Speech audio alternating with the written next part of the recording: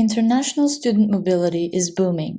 Nearly 7 million students study abroad worldwide, and universities are becoming increasingly international.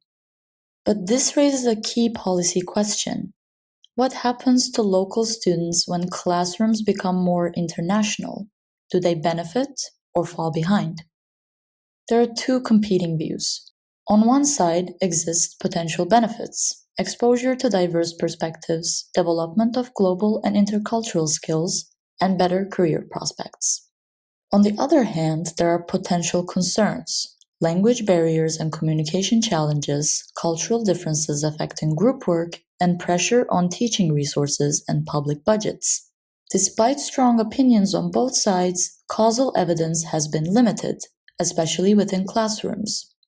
Recent research offers new insights from two complementary perspectives. First, a policy change in Italy. The introduction of an English language program increased international student presence, allowing researchers to measure causal effects. Second, a classroom-level study in the Netherlands. Students were randomly assigned to small, diverse groups, allowing researchers to isolate the impact of international diversity within the classroom itself. Together, these studies provide both system-level and classroom-level evidence. Across both contexts, classrooms became more diverse. In Italy, the introduction of a parallel English language track, a deliberate policy decision, more than doubled the share of foreign students in the affected program.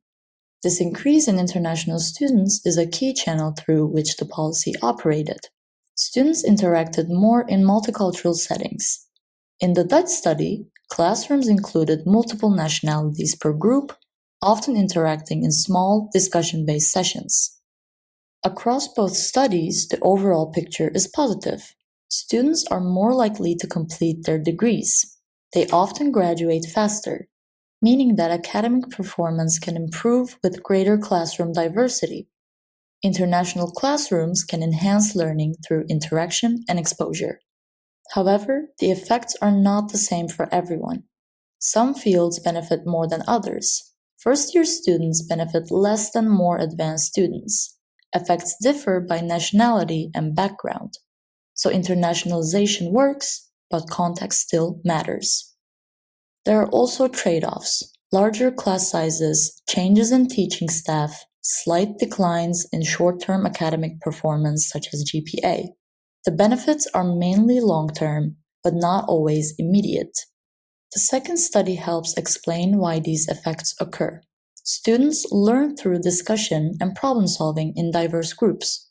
More diversity can enhance critical thinking and exposure to different viewpoints. Another crucial factor is language. Classrooms function best when a common language like English is consistently used. This improves communication and learning outcomes. Without a shared language, benefits can be reduced. Challenges also emerge from group dynamics. Students may cluster with peers from the same background, and cultural misunderstandings can limit interaction. The benefits here depend on how well students actually interact. Effects are also weaker in the first year because students are adjusting to a new language and are unfamiliar with interactive learning environments. Over time, students adapt and the benefits increase. So the conclusion is nuanced.